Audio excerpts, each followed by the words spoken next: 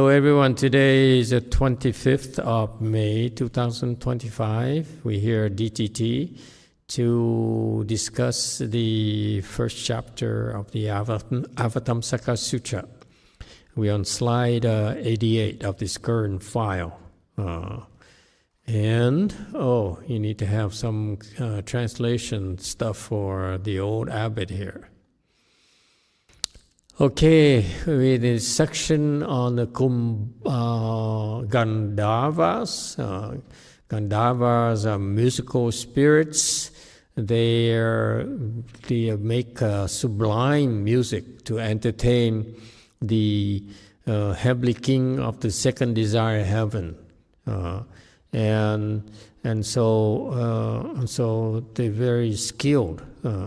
And it's kind of interesting that these Gandharva kings actually are Mahasattvas, and they would choose to go and take on the form and be born into the Gandharva species, and to encourage them to cultivate and plant the seeds for enlightenment. Okay, so you see, you can cultivate and you can achieve success in your cultivation in everything, in everything you do. So to me, it's kind of interesting that the Mahasattva here decided to become a musician spirit to encourage musicians to cultivate. Okay, and you are a musician because you have the passion for music. You enjoy it and you're good at it. All right, so 88, let's jump right into it. The thus come ones universally manifests wondrous physical bodies with measureless variation equal to all sentient beings. 如来普现妙色身，无量差别等众生。 Okay, next slide. His different expedients shine on all worlds. Universally releasing jewel brilliance perceives this. 种种方便照世间，普放宝光如是见。 Okay, commentary slide 90. The thus come one universally manifests wondrous physical bodies. Thus come one is a Buddhist jargon. And it has a couple meanings. Thus come one means comes from nowhere and goes nowhere by definition. Okay, he just comes, thus comes, and then he goes nowhere either. So they're not attached to coming nor going. Okay, and they come because there's something to do, and they're not in a hurry to come nor leave at all. Okay, and the second meaning is that thus come one is they ride on the path of the truth, and it comes to accomplish proper enlightenment. And so one of the 10 titles. Okay, and so it comes according to the truth. Okay, so everything associated with the Buddha is fundamentally true. Everything associated with your true nature, with your real nature, your Buddha nature, is the truth. So therefore, we should nurture this truthfulness, this being true aspect of our lives.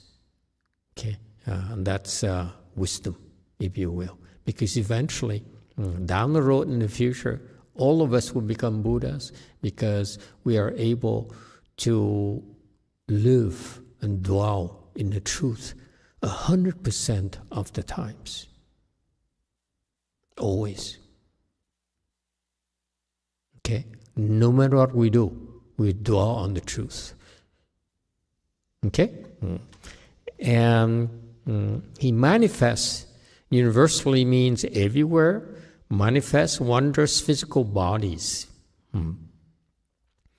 And he makes different types of bodies appear everywhere. Okay, in two ways. Either he's born, okay, for example, he's born in our world as a human being, or in more often than not, he then manifests a body, various types of bodies everywhere. But when he came to our world as Shakyamuni Buddha, he manifests his wondrous physical body that if you were there, he would have 32 hallmarks of a great man and 80 subtle characteristics. What are the hallmarks? The hallmarks are the physical characteristics that make him stand out. Those are the characteristics of superior men. Okay? For example, when you look at the Buddha statues, you see behind me there, usually the Buddha statues on the top of the head has a bump. Okay? And that's one of the 32 hallmarks of a great man. Okay? That's a bump of wisdom there. All right? And another characteristic, the ears are very, very long. That's long of long life and of virtues. Okay? And he has, for example, his hands are very long. That's another correct hallmark. His hands are very long. Typically, when he straightens his hands, the hands will reach the knees. They're that long, like a monkey. It's a hallmark. Okay, don't laugh. I'm not sure why it's so long. But if he decides to play basketball, he'll be, in hot demand. Okay, and so there's many different hallmarks and subtle characteristics that will stand out. Okay, and that's what typical of these great men. They're born and they have so many blessings that they manifest in the form of the hallmarks. Okay, only Buddhas would have the perfection of these 32 types of hallmarks.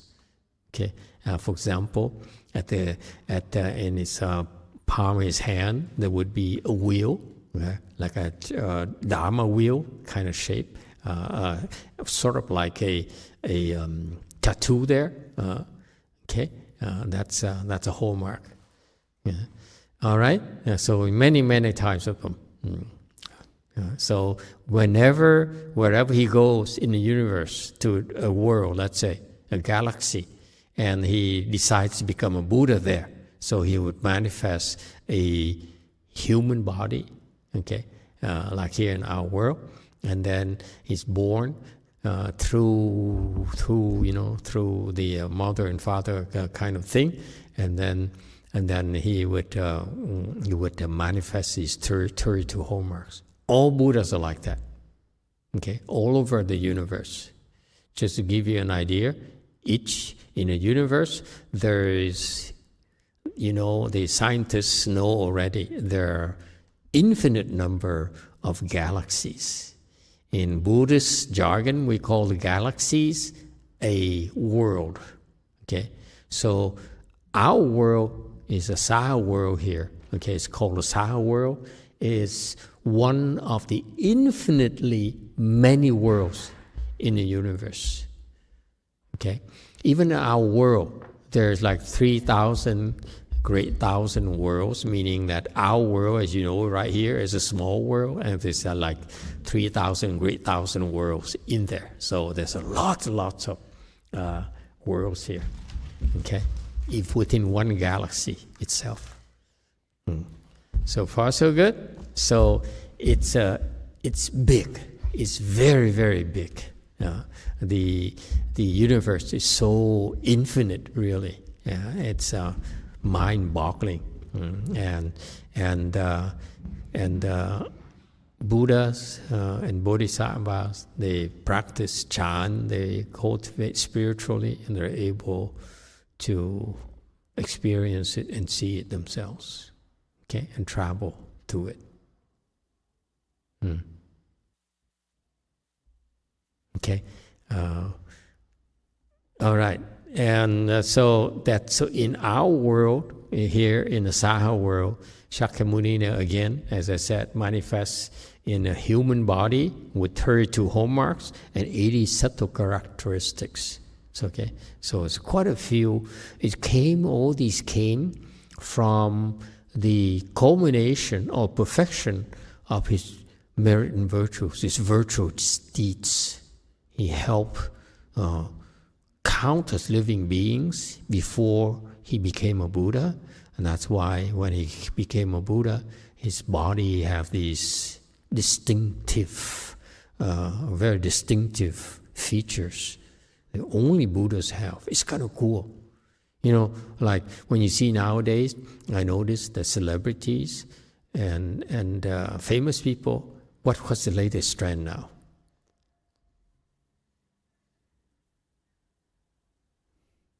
They wear expensive watches, you know, multi-million-dollar watches as a sign of status and a sign of their success. It's so cool, okay? And not simply the big names like Rolex or Piaget and whatever, okay? But they're the newcomers who cost like $2-3 million per watch, okay? Where the sports athletes wear them, and that's a sign of their success, if you will. Okay, they can afford it. Okay, so you can imagine that you know, when they meet each other, they look around, they say hello. Now instead of shaking hands on the right hand, they shake the left hand so that people can see the kind of watch they're wearing. I would do that. Hello. Okay, it's so cool. And the reason they do that is because they can afford it. We can't. Okay? That's how it is. Yeah. And so same thing with Buddhas. Buddhas, they have these 32 hallmarks because they can afford it. Okay? It's effortless. It's not they have to work for it. Okay, it's like they have to buy it. It's just like it naturally comes with the territory. Okay, very much like a famous top world tennis player must wear a multi-million-dollar watch nowadays. Okay, otherwise you're really not a top-notch tennis competitor or champion. All right, and they manifest these wondrous physical bodies. Actually, it's physical. You can feel it, you can touch it, you can see it, you can take photos of it. Okay, so they actually are physical bodies. They're wondrous because they have very distinctive characteristics that only they have. We, rest humans, cannot compare. Okay, and they pervade all the Dharma realm throughout the entire universe. This is another jargon. Dharma realm as a universe, okay, with measureless variations, meaning that what is it going on?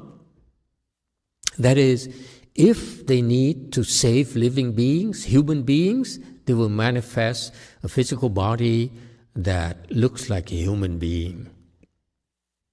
If they want to save cockroaches, they will manifest as a body of a cockroach. Okay, so all sorts of living beings, they can manifest all sorts of physical bodies. Okay, think about it. Isn't it cool? The thing that you feel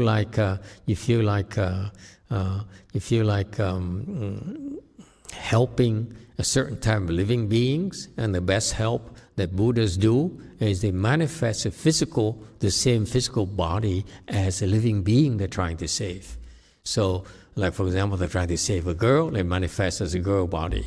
A man, and I manifest like a man body. Okay? So far, so good? And Master Shenhua says here in our world, the different beings that are born from different types. Beings can be born 4 different ways: from wombs, from eggs, from moisture, and transformation. All beings in this universe are born through 4 types of mechanism. Okay? Womb.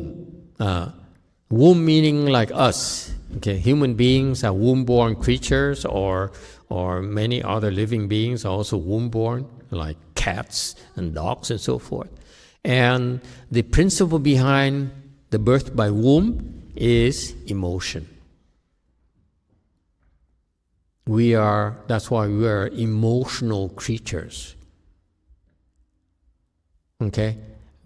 Creatures born through wombs are emotional. They attain birth by emotions, and they die because of emotion as well. They get married because of emotion. Have baby because of emotion. Their whole life is emotional. Okay? And that's how we wired. Anyone disagrees with that? All right, that's womb-born. That's number 1. Egg-born, okay, he says here, the principle behind egg-born, birth by eggs, is because through thoughts. Okay, so let me backtrack a little. Womb-born, meaning that here's what happens to you after you die. I don't know if you want to hear this. Maybe you should skip this. It's kind of morbid to talk about your death.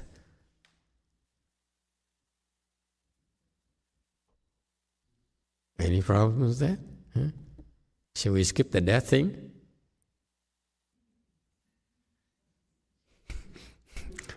Okay, since there's no objection, let's talk about death. Okay, after you die, what happens to you? Here's what happened to us. Right now, we have this body of ours. After we die, we will get a next body, another body. So far, so good.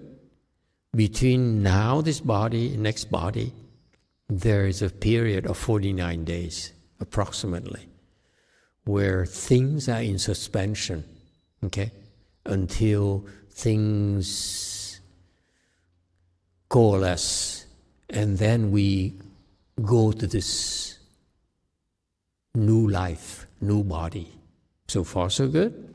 So that's why this body here is called a skanda body. Next body is also a skanda body. So far, so good. Skanda is what you're made of. Okay, don't worry about it. It's too complicated. Anyway, she said. So that's why in between here is called intermediate skanda body. So far, so good. After this, you know everything about death, and you no longer are afraid of it. You might want to go into business as well, actually. Very lucrative business. Okay? Because people don't know much about death. So, can come up with ways to make money of it. Okay? So you have this body here, okay? And the next body, and then in between, there's 49-day type up intermediary, okay, body. Okay, what is that body? Basically, you are a ghost.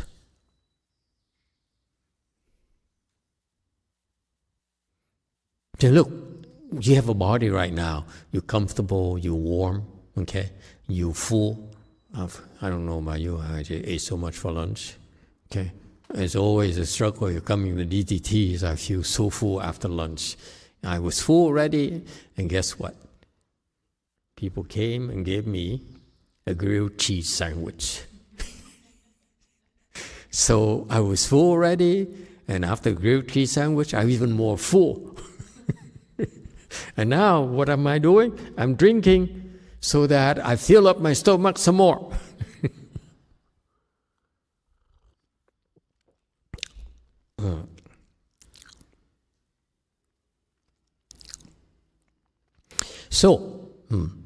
So you have this body here, our body here, and the next body that we're waiting for. So there's a period, intermediate, it is the temporary period of 49 days approximately, where you wait for conditions to ripen for you to get this body, next body. Okay? There's a lot more going on, but let me simplify it for you. So you become a ghost. Okay? And you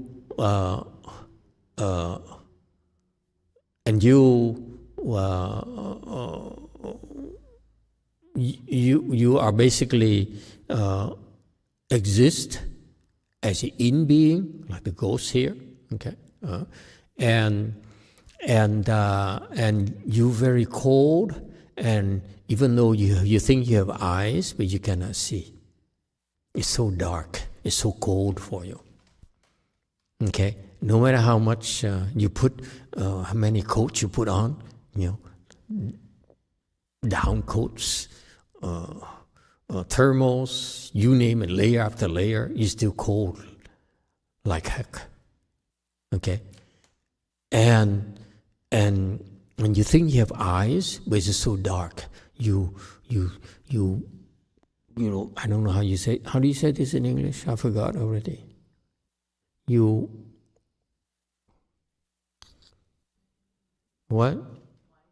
widen your eyes. It's even more graphic kind of thing.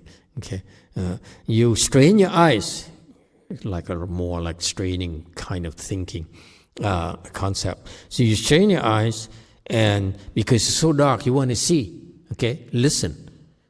Our entire lives, every day we open our eyes, and our eyesight is one of the most important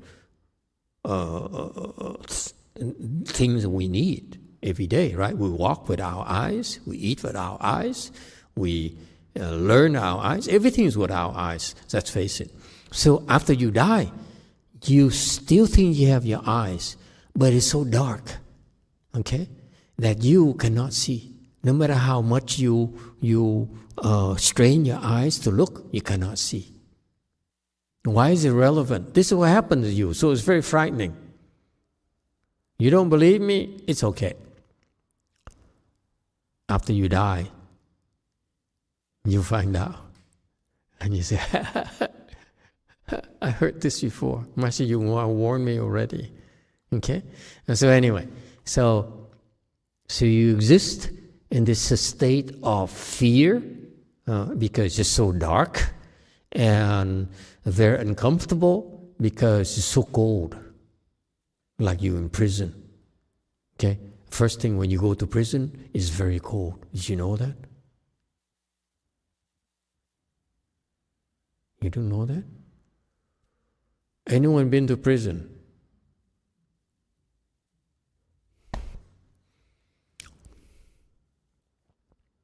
One of the first things when you go to prison is get an extra blanket. Give you a small tip. You ever go to prison? Make sure you can have an extra blanket. Don't ask for extra pillow.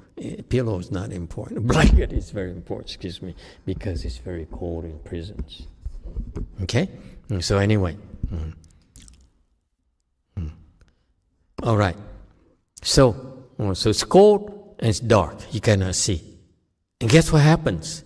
All of a sudden, in the midst of, during this period of about 49 days, all of a sudden, you see light. You see a light. In the midst of darkness, you see a point of light. And that's why naturally, you run towards a point of light right away. Okay? And that's what happens. This is how you attain the next body. because that's the only light you see, okay, during this duration. For the duration, it's so dark you can't see anything, so it's very scary for you, and all of a sudden you see light, and naturally you go towards the light, and that's how you choose mommy and daddy.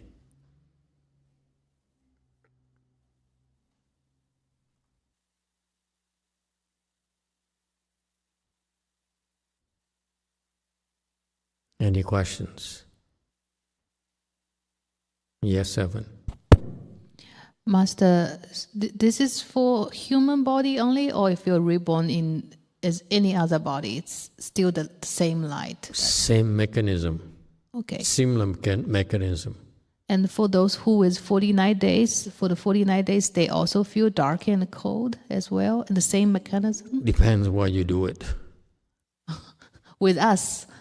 With us? No. It's not that bad. Yeah, it's a little bit dark, but you're not scared, but you're warm and you're full. We do serve Pepsi, not Coke.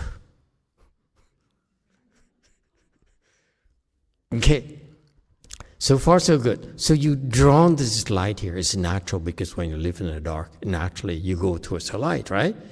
And then, because the light there is what happens when daddy loves mommy. And that's why it's called born by emotion. Got that? And usually you're drawn there because you're either drawn to mommy or you're drawn to daddy. That's why your son, you have to go back home and ask again, check again, is he drawn to you or is he drawn to your husband? Because that's the natural attraction during this intermediate stage where you're drawn there, you go to the light, but somehow you're more drawn to the mother and to the father. Okay? So it's emotional, sometimes both, but usually it's one. There's a preference of one. Okay? Any questions about that? So that's why womb-born is that because you see the light and your karmic affinities are with either the mom or the dad, maybe both. Typically it's one of the two. And then you're drawn there, and that's why you hook up with them. Yes, Wei Mountain. Thank you, Master. I have a question about the light. Is there only one light that we see? Is it one light? You can only choose one, right? My technology is not to the point I can see two yet. Okay. Okay, and that might be two, but I can't see two. I only can see one.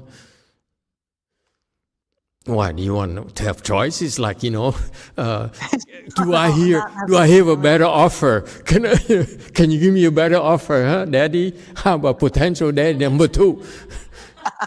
No, I wasn't thinking of it that way. It's just, just wondered. I mean, if there's only one, then there's only one, and then you just go to whatever there is that is drawing you near. What happens when you're in that state and you're frightened by the dark, you can't see anything. So the first light that you see usually is when you jump right away. You don't hesitate because you're so desperate. Okay? But you never know. Now that you brought it up, maybe for you it might be two lights. You deserve to be tortured a little. Okay, so womb here is emotions. It's emotion. So we came via emotions, grow up in the midst of emotions, and die from emotions. That's why that life of the creatures born from wombs is emotional life. Yes, 7.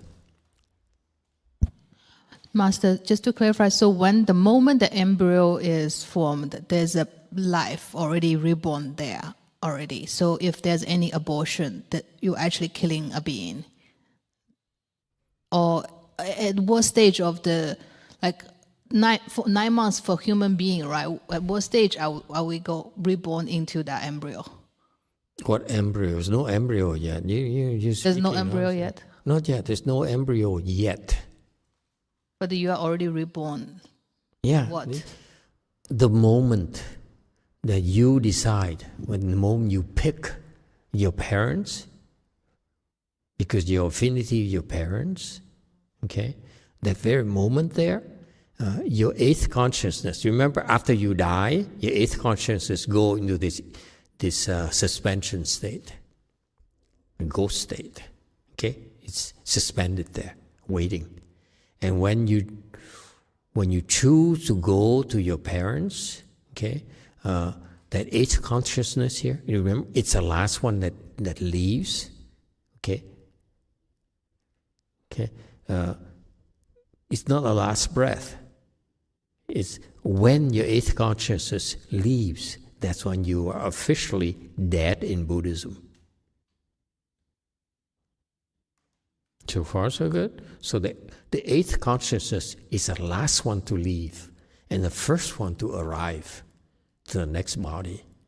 So far, so good. The very moment that you choose to go to the light there, and that's your dad and mommy, God knows what they're doing, okay? At that moment, that's where the consciousness arrives. And that's birth.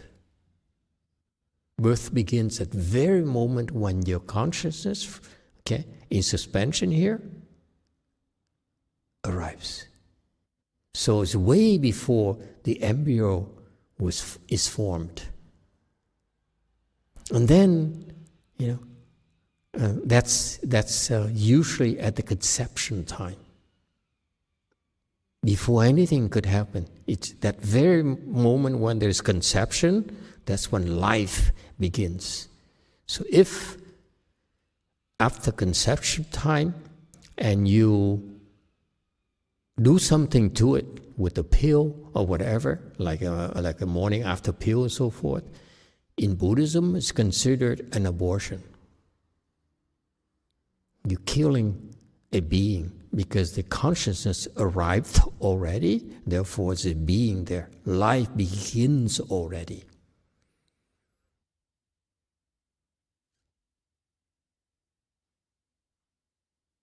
And scientists might disagree with you, but in Buddhism we're very precise. Death only occurs after your eighth consciousness leaves your body. Okay? And then it goes into suspension. And it waits and waits and waits until within a 49-day period, could be sooner, okay? Then it grabs onto something, okay? And that moment that it chooses to go to the mother's womb, that very moment there, that's life. Life begins. Yes. Master, what about a new technology with IVF, meaning the embryo is mixed in the laboratory? Mm-hmm. So when will the new body, eighth consciousness arrive at this embryo? Can we check ChatGPT? It's not in my reference books. When the embryo is still in the lab, I assume there's nobody in the embryo with the embryo in the lab, right? So that's not killing or freezing anybody there, right? That's correct. Okay.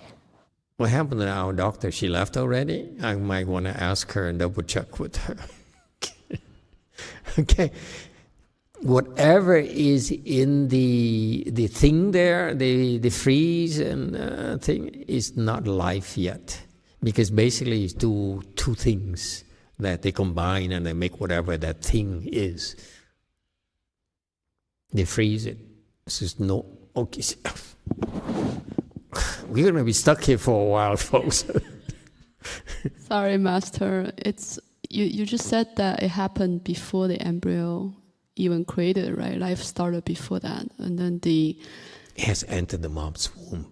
It has to enter this womb here. There's a womb here is a key word. There's no womb, there's no life. The consciousness has to enter the womb.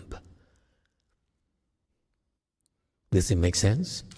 So whatever before that is a concoction, chemistry, whatever you want to call it, it's not life yet. You could call it prequel. Okay, thank you. Prequel life. Okay? I'm glad you asked because I never thought of these issues. Okay, so that's why it's very emotional for that during the intermediate stage here, there's the emotion there. There's an attraction there that you choose because of your prior connections, either to your father, to your mom, maybe both, and so forth. So it's very emotional type of relationship or lifestyle. So far, so good. Next one. Egg-born. Why is it considered is done through thought? It's because think of a chicken. Very simple. Okay, you have a chicken. It hatches an egg. Okay, and then it comes out, pops up the egg. And what does he do? It sits on it. Okay, it sits on it to keep it warm. Okay, what is the word for it? Yes, you too. Master, this is along the same line. Please go ahead and finish your... Okay, I finished. Thank you very much. Thank because nowadays I lose track of my chains of thought. This morning I wanted to say something. People would start asking me questions. I forgot about what I wanted to say. Anyway, probably senility, Alzheimer's, one of the two. Anyway, where was I? Okay, so egg-born. Okay. You hatch an egg, and the chicken sits on the egg. Okay, here's what happens we don't know about. Then Master Shinhua says, the mother hen there sits on the egg. What does she do? Korean person. You don't know? Korean technology, you don't have that? Huh? Thinking? Good guess. Thinking what? Too human. That's emotion. You see, unprotect is emotional. Wrong. Anyone else? Hybrid.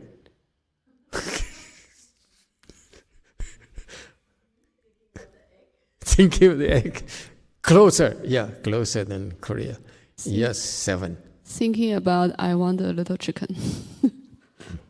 No, close. You too. Is it you answer a question? Master, another question. Go ahead and finish yours. Okay, let me finish. Thank you very much. So the mother hen sits on the egg and okay, and then it says, "Baby, come out. My little baby, come out of the egg." So the egg that you eat, that has both the yellow and the white there, eventually because she sits in there and it keeps it warm, eventually because her thought, my baby, come on out to be with mommy. And that transform into a chicken or a duck. Okay? And then the Vietnam turn upside down and turn to Yit Long.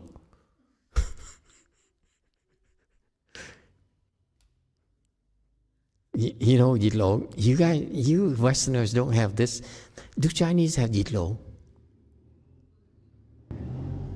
You know that fetus thing? The Chinese people have it too, right? Hong Kong people, they have it too, right? And basically, it's the fetus of the duck in the egg itself. It's very tasty. Okay, so that's why it's born by thought, because it says, come out for mommy. It's not about emotion. He says just, he wills the baby to come out from the egg. That's what happens to chickens. No emotions. That's why after the chicklet comes out, it leaves its mom just like that. Whereas we have a hard time leaving our mothers. The normal people, at least. So far, so good? Any problems here? This is Buddhist secrets, folks. This is top secret, confidential. Yes, you too. Go ahead. Thank you, Master. We have 2 questions here. The first is from Robin Sandalwood. Amitabha, Master, I have a question.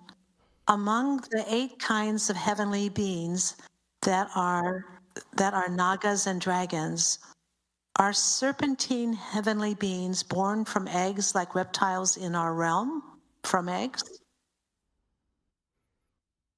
The reptiles are born from eggs? You mean like dragons and so forth? Yes. Dragons are born, not sure. ChatGPT. Okay. ChatGPT has everything now. It does. Yeah. Double check. I don't need to venture a guess until after I disagree with ChatGPT. Okay. So anyway, not sure about the dragon itself. If you talk about the snakes, then snakes are born from eggs. Yeah? Dragons could be born from eggs? Yes. Okay, then I agree with ChatGPT.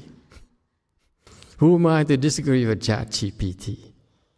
I don't know. But okay. I have another question. Okay. If I may. Ru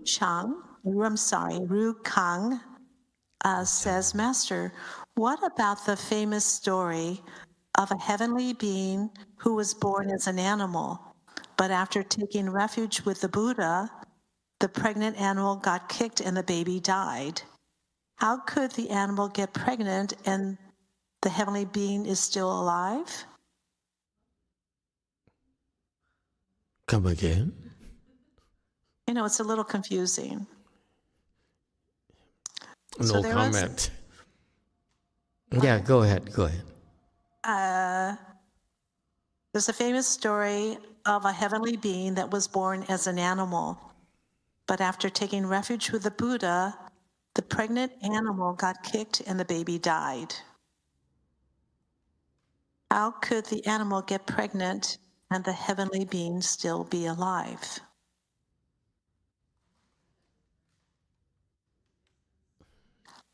I don't know. I'm just reading the question, Master. Go ahead. And the final one is from... This one knows about heavenly beings and ghosts. I don't know. It's not my specialty. Go ahead, ghost lady. It sounded like the question was that the heavenly being was the animal, right? If the heavenly being is the... Yes. Okay, if the heavenly being is... She hears the question, she understands it right away. If the heavenly being... I hear the question, I'm confused. If the heavenly being is an animal got kicked, I don't understand what the question is. How did the heavenly being die if that's the animal that got I was confused way before that. It meant the baby died, not the heavenly being. I'll try and get clarification from the person who asked the question. Thank you. Okay. Another question on YouTube is over. No more questions? I got the answer from that first one about the heavenly being, etc. It was not born yet. That was it. The heavenly being was not born yet. It says the animal got pregnant, and I guess the whole thing is, but then the baby died. Okay. And so how can the heavenly being still be alive? I mean, it sounds like a twister to me. Yeah. First of all, I wanna share my horror, I mean, there must be a lot of suffering. I don't know what they're talking about, but and I want you to remember this. For future reference, when you see Ru Chang, whatever her name is, make sure you get the exact quote from the scriptures. Okay? Because sometimes this Ru Chang, I forgot, her memory is sort of changing with the seasons. Okay, so please come. Please give us. Why don't you email us the exact text, and I can answer you. Okay, number 3. Still more. Okay, number 3. Third type of birth for living beings is moisture born. Okay, through union of thing with water, moisture. Okay, all right. What's an example of something born, moisture born? Master Old Monk, you remember? Moisture born. You don't know? Okay. So anyway. So as a moisture born, that's a third type. Shu Sheng.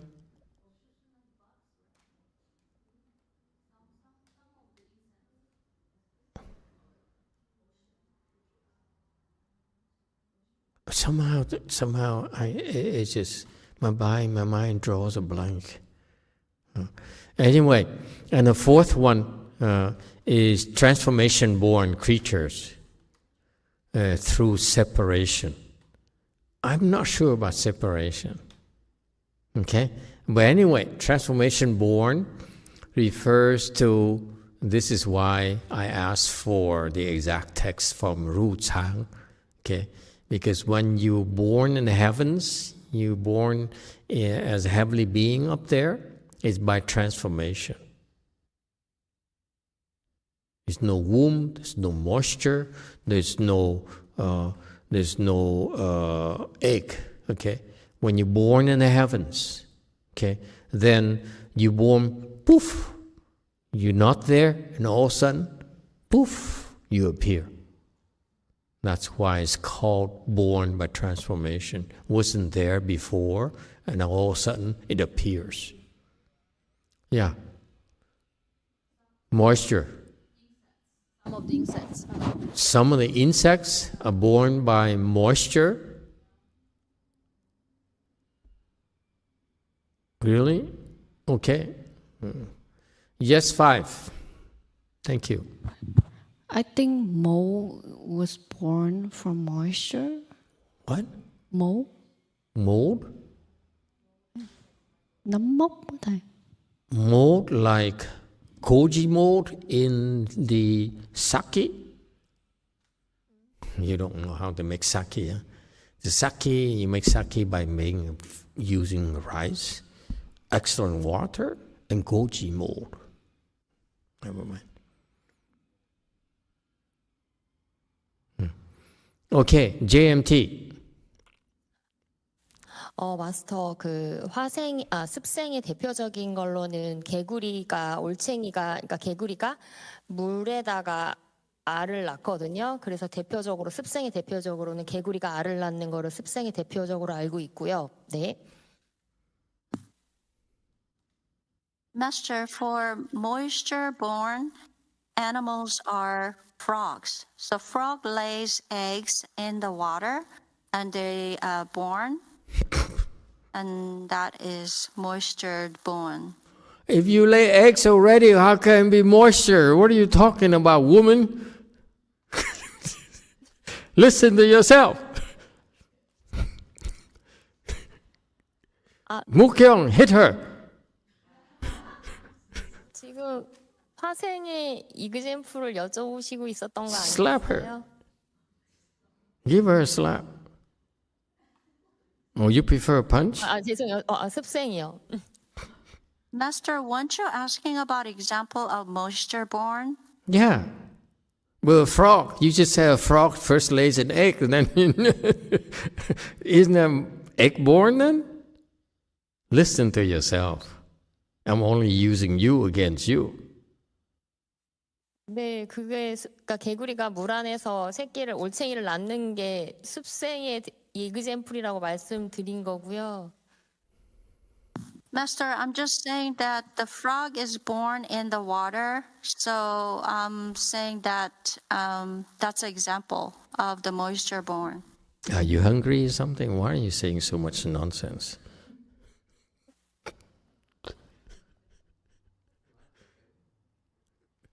The frog, you just said the frog just laid an egg, didn't you? That's an egg born, no? 네. Yeah, okay, we agree now. Okay, take it easy. 근데 마스터 물 안에다가 네.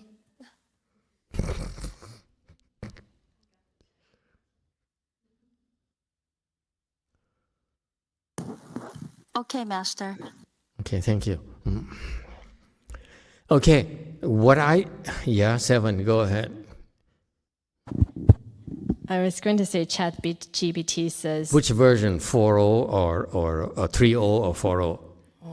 I'm guessing the latest, since it's always updates. Depends who you are. Latest for her is 4.0, for you is 3.0. Android update. Okay, 3.0, okay. Or is it the free version? Free? Yeah, it's free. And then it's no good. Don't do the free version. It's incomplete. It's like half knowledge. Yeah. You definitely need a subscription.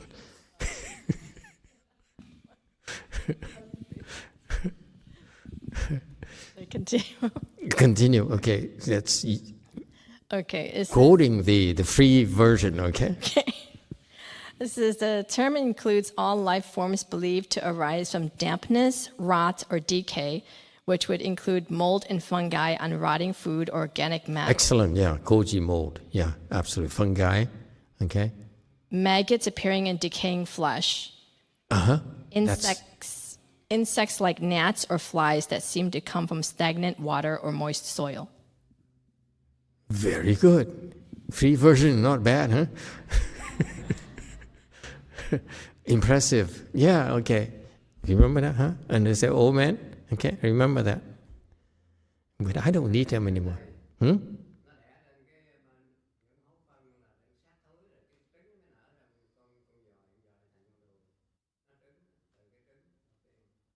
He says that when the maggot that's born from the dung is born, it becomes egg before it takes its form, according to him, Vietnam version. Okay, check the paid version.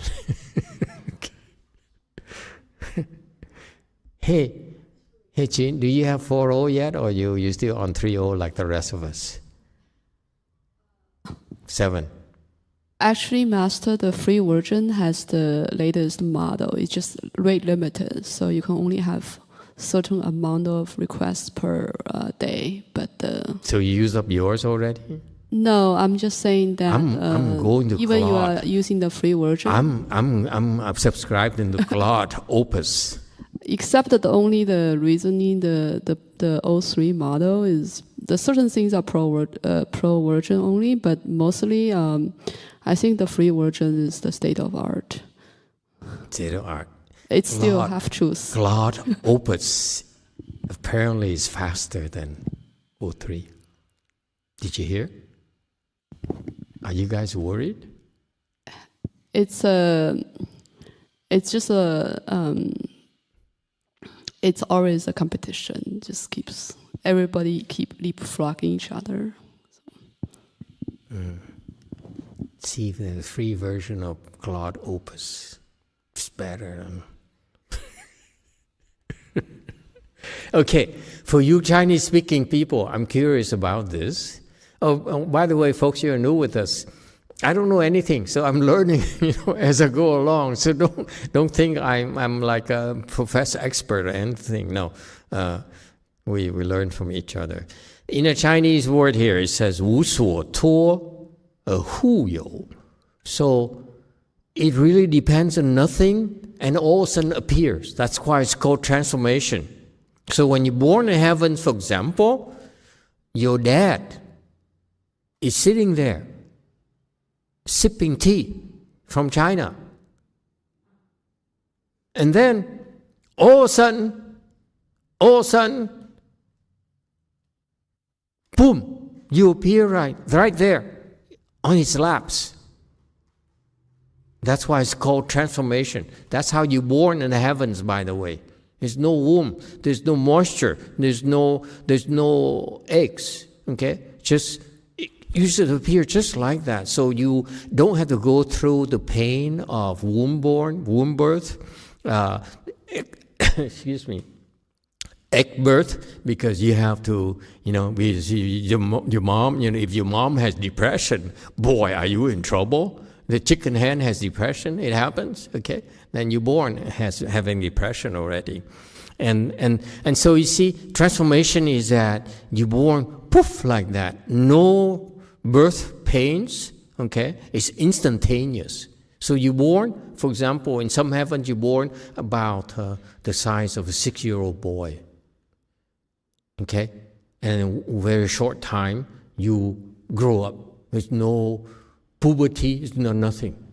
It's fantastic. Did you know that, huh? Ghost girl? Now you know.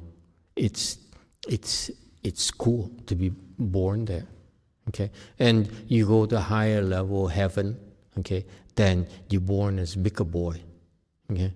And get a bigger and bigger and bigger, okay? That's what happens, okay? 是无所托, that's what it says. But why? Why is it translated as separation? It bothers me, the word separation here, from their text. It has to be born, come about, with not separation, but magic. It just happens. It just comes, it shows up. Okay? It's like magic. Okay, so I don't think it's separation. It's weird. The translation is kind of weird. Okay? So now you know the 4 types of birth that the Buddha talked about. We all born via those 4 types of births. So far, so good? Okay? So the Buddha, when he manifests his physical body, he can manifest through the 4 different types of birth himself, but each type of birth, he can manifest infinite number of body, like humans, he can be short, tall, Caucasian, Asian, and, black, white, yellow, red, whatever. Okay? And his different experience shine on all worlds.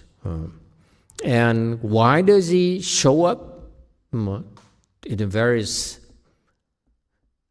destinies, various types of species, living beings, so that he can teach them? And how does he teach? This is how the Buddhas and Bodhisattvas teach. They use expedience. Okay, that's the only way to teach in Buddhism.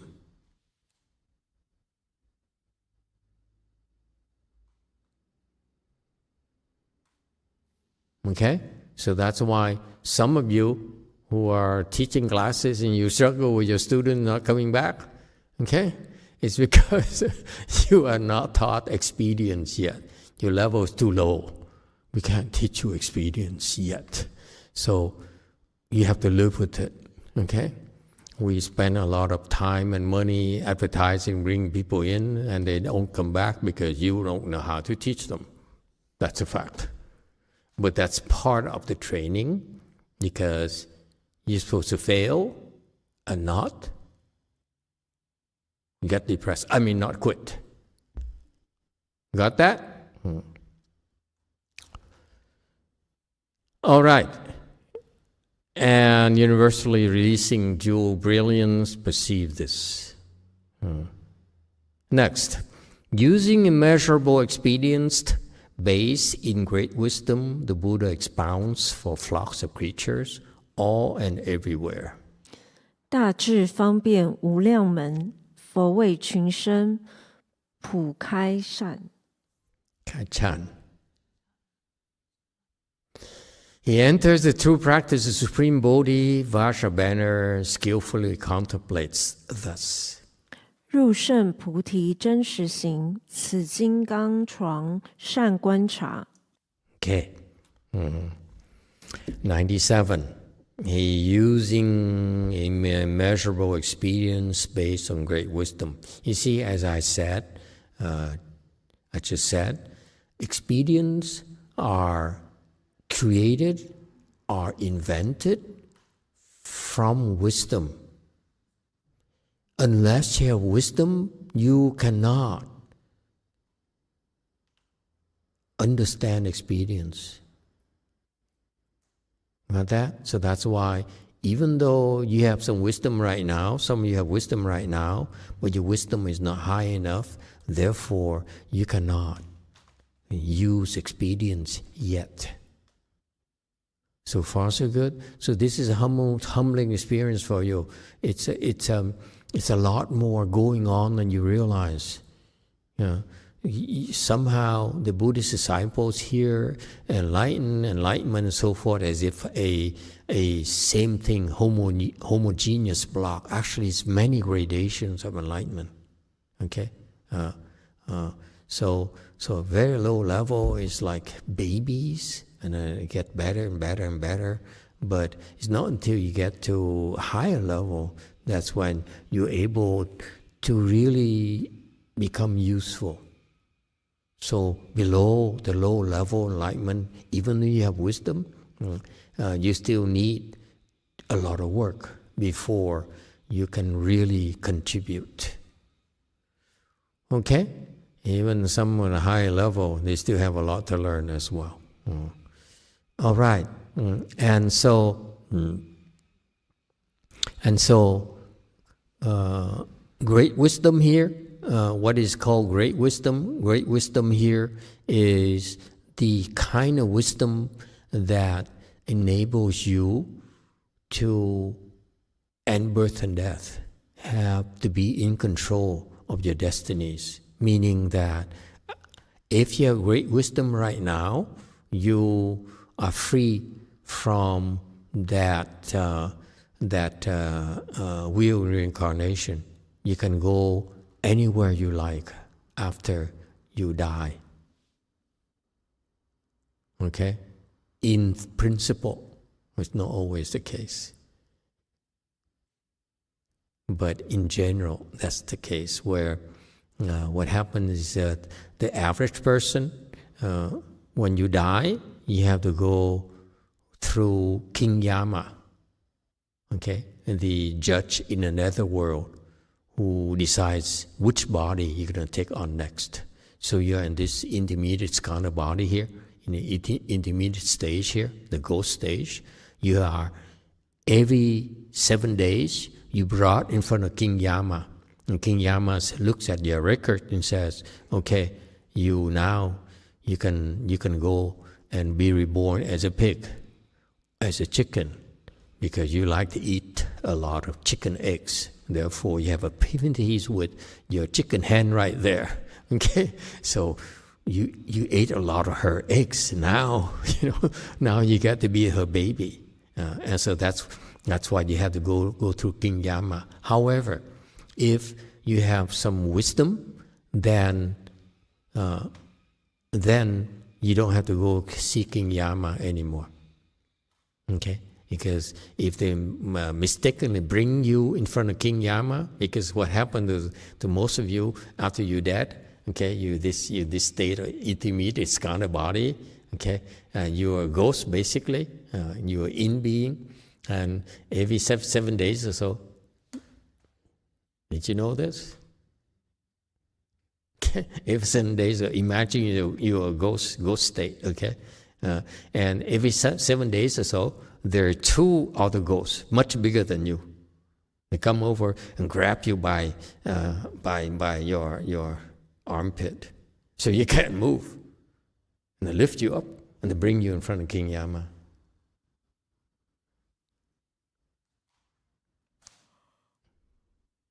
Okay, so if they come and do that by mistake, King Yama one look at you because you have prajna wisdom already. King Yama one look at you. You know what King Yama does? He bows. He immediately stands up, pushes the chair back, stands up, and bow. Oh, policewoman, welcome.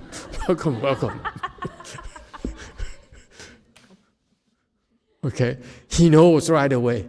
Because he has a record of all of us who are enlightened, who have prajna wisdom. Okay? So the moment he sees you, okay, he stands up and bows to you with so much respect. Oh, welcome. I'm not worthy of your visit. So please go. Okay? So experience based on great wisdom. Okay, so this is what it means. It means that until you boys back there, girls back there, have enough really high level of prajna wisdom, then you take a look at a person. You can decide. Your wisdom tells you what kind of expedient you can use to help them, to teach them. Should you beat them up? Should you praise them? Should you give them candy? Should you, all those things. You just know. It's so cool. Okay? No thinking. Okay? You don't need ChatGPT. ChatGPT would not be able to help you. When at that level, you cannot. Yeah. ChatGPT is pretty good at classifying and drawing, tabulating things, but in terms of analysis, it falls far too short. It will be like that forever. You cannot replace your prajna wisdom. Never. Okay? Oh, did anyone hear the latest news? I don't want to sound like I'm rejoicing in someone else's misery. Okay? But this morning, at 2 a.m, which I got up about 1, okay, I opened my Apple News here, and there's an article that says there's a VP of autonomous driving of Tesla. He's a VP, so he's in charge of the autonomous division. Okay, and he says their technology is at level 2 autonomous driving. 5 is a top, okay? He's only at 2. And he's not even at 2 yet. He says, we're still not quite at 2 yet. And Elon, his boss, has been selling level 5. They will achieve level 5 by 2017.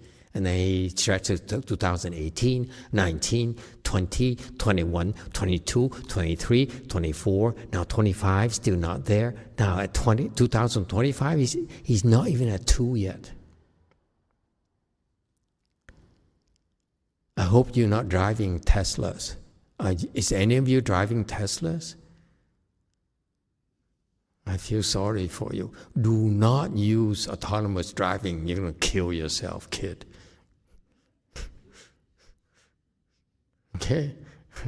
Don't say I didn't warn you. Do not use it. Husband, you hear me? Stop her from doing it. Okay? It's crazy. Don't believe. I've been preaching you that, but no one takes me seriously until this morning. I have proof from his own VP of engineering, who admits he's only level 2, kid.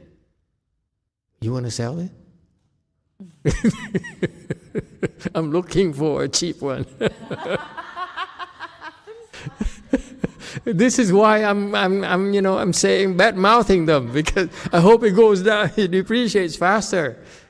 Since my disciple totaled his car, I've been looking for a replacement. Would you mind driving a Tesla?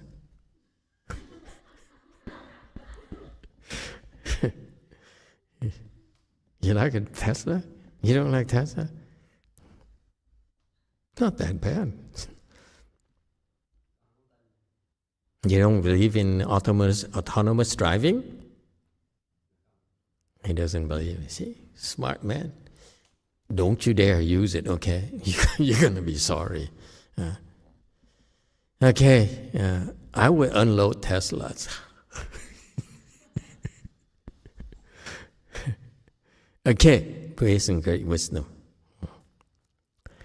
And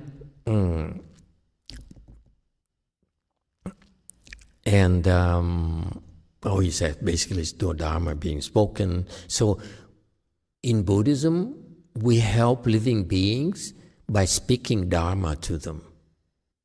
Okay?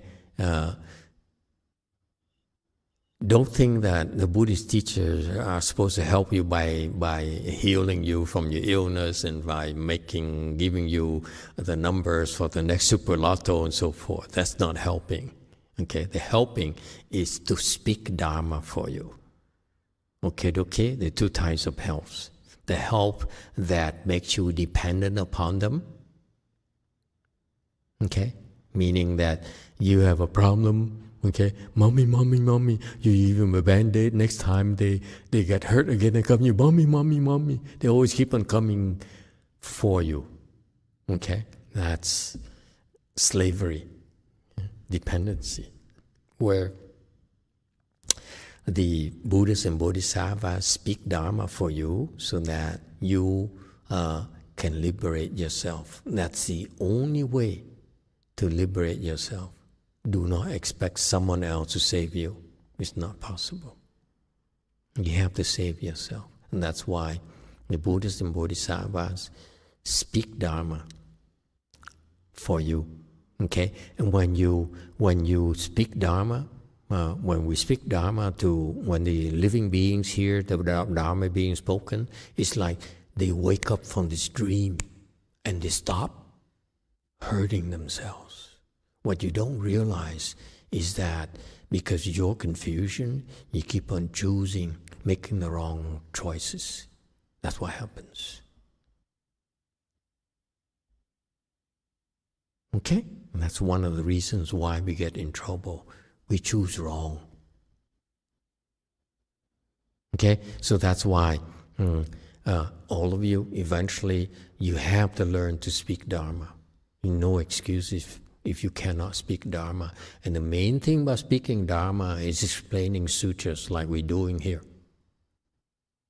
Okay? Because the Buddha Dharma is so vast, You remember? See, we've been for all this time here, we've been going from the East Coast to the West Coast, from the dragons to frogs, Teslas to Mazda to Maserati, and so forth. Okay?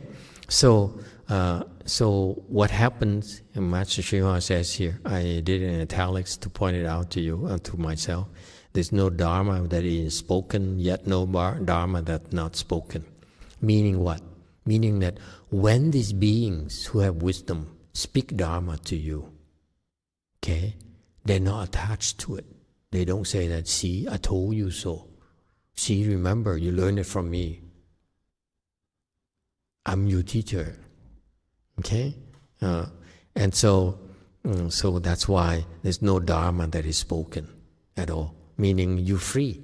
You're free to come here and learn, listen to Dharma, go next temple, listen to Dharma, and so forth. Okay? There's no requirement for you that if you go to different temple and we have your photo right there on their website, don't come back. Don't bother coming back. That kind of thing. It happens to some of the Buddhist disciples. They sort of like banned if they show up at different temples. Okay, it's kind of weird. No, so because they think that the Dharma is spoken here. There's a temple so special that you can't go to somewhere else. No, when you speak Dharma to you, there's no Dharma is being spoken, and yet no Dharma that is not spoken. Is that clear? Of course it's not clear to you. Okay?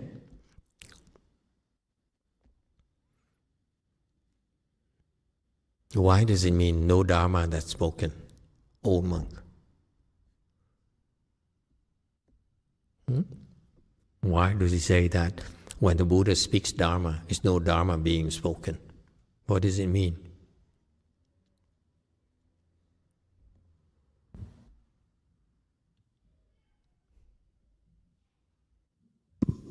Tôi nghĩ là các pháp này nó không có cái chắc một chỗ nào hết á, nó không có, các pháp đều không tướng. Nói qua chỉ cái phương tiện lúc đó thôi, cái người nghe và người nghe pháp và người nói pháp đều không hết á, chỉ phương tiện lúc bây giờ. This has not spoken. Không có pháp gì. Cái thứ hai.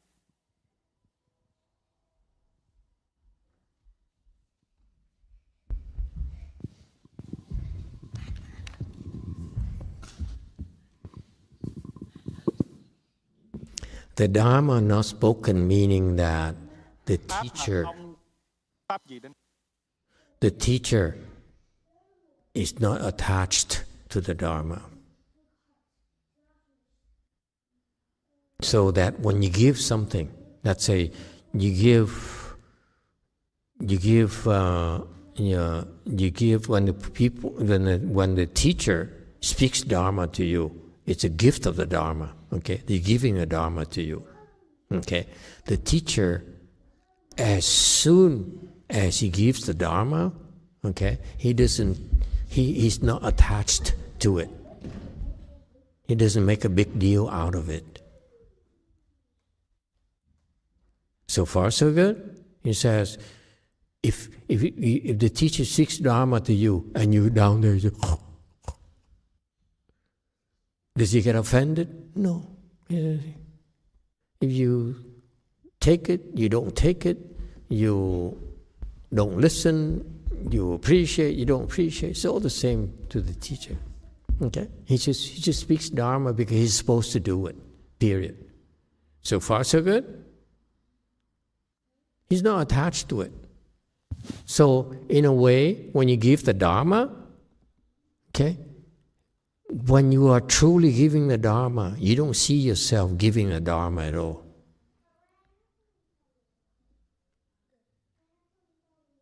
Nothing. I spoke nothing. This is nothing at all.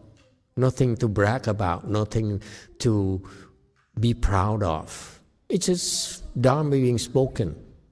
Whether it's Avatamsaka Sutra, whether Shurangama Sutra, whether it's Hinayana, Nitakaya, whatever, okay? There's no big deal from the teacher perspective. He didn't say, I can explain the Avatamsaka Sutra and you can't. How many people can explain the Avatamsaka Sutra? Okay? So he's attached to that knowledge. The teacher, great teachers like the Buddhas and the Mahasattvas, they're not attached to it. Okay? So that's why they say, when they speak Dharma to you, to us, there's no Dharma being spoken from their perspective. Is that clear? It's Dharma to you, but from them, it's nothing. It's not a big deal. Okay? Dharma here refers to Buddha Dharma. Okay? The Buddha Dharma is important to you. That's why you make the effort to drive to the temple and bear with it, cross your legs, and endure the leg pains. And why is it still hurt for so long? How much longer do I have to do this? You know, I hope no one notices.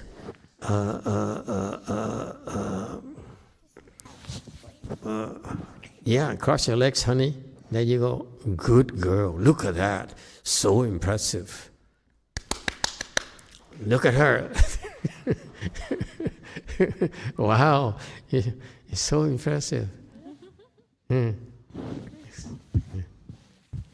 You think because they're young and they're flexible. No, it's not true. Many kids cannot cross their legs like that.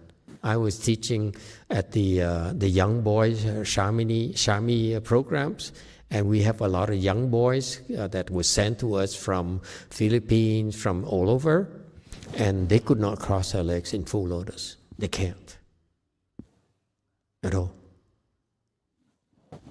Okay?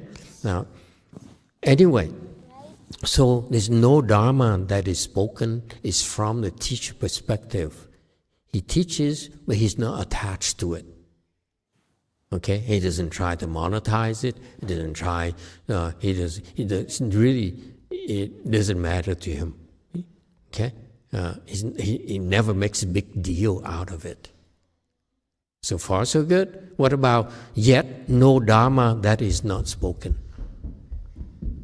Meaning what? Old monk. What does it mean? No Dharma that's not spoken.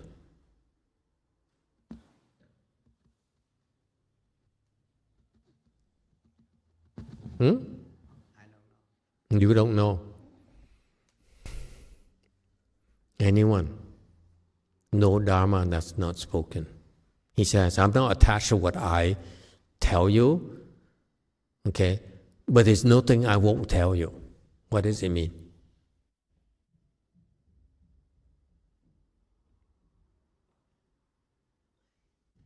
You know, but you don't remember, okay?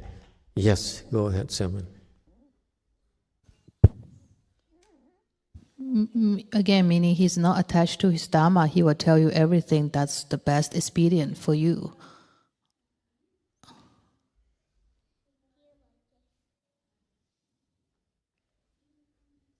Yeah, that kind of idea, but it's more than you think. That is,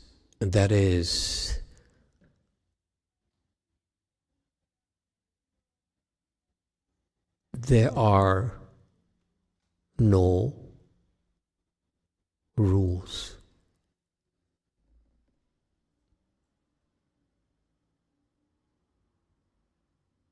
Meaning what?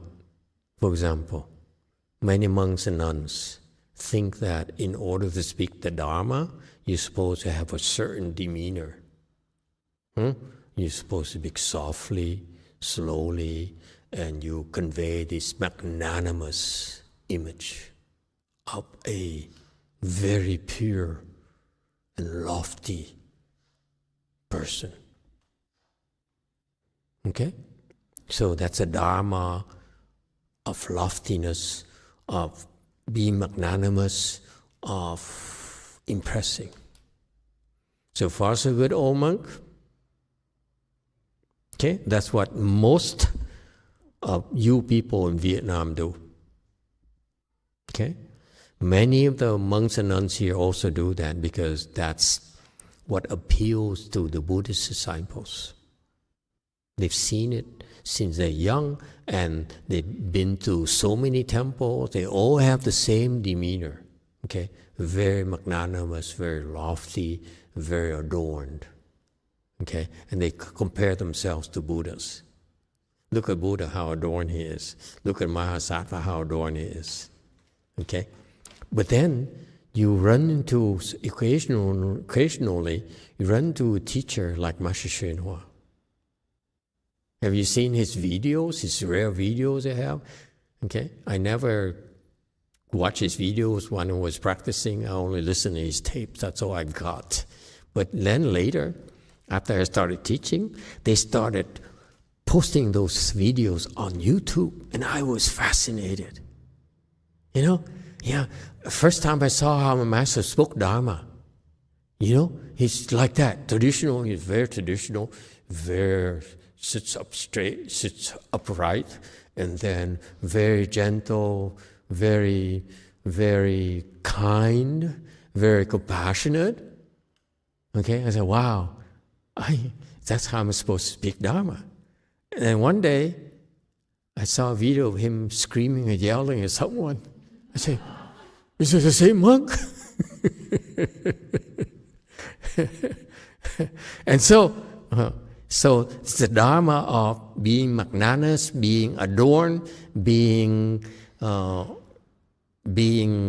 so impressive. That's the Dharma. But also the Dharma of being unimpressive, losing your temper. Okay? There's also that Dharma as well. So that's why it means no Dharma that is not spoken. So you're right, in a sense, whatever it takes to help, but you don't know what you're talking about. It's executed in a way that is no holds barred. Okay? Yes, it's true that I was criticized. I think it just happened yesterday. Right, Xin, she reminded me. He says, Master, I was sitting back there, and as soon as the question was asked, your eyes were rolling. And I couldn't answer her. I was so shocked that she could, after all the years we've been together, she still doesn't get me at all. How can I didn't have the heart to tell her. She never understood my rolling the eye Dharma at all.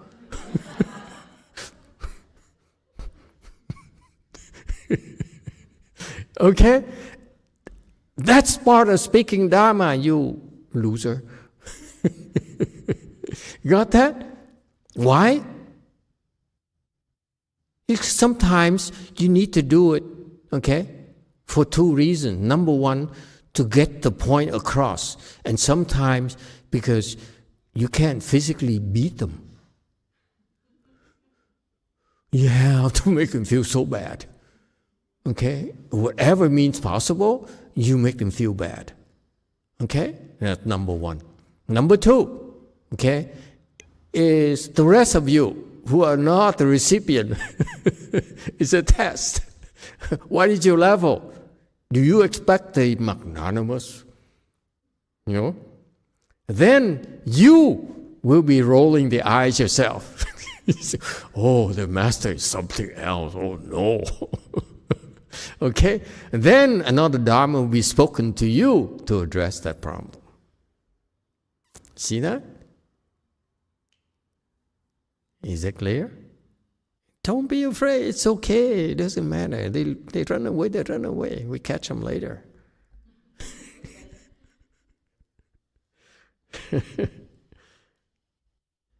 Got that? Huh? XD? In your prior life, if you say the wrong things, your customer runs away, and that's it. You don't have a second chance. But in our world, it's different. There, it's a captive audience. They have to sit there until 2 p.m. Oh, wait a minute. Sorry, time is up. See you later. Okay, XD is coming soon, right? Huh? Now he's becoming a monk. So fake, Yes, JMT.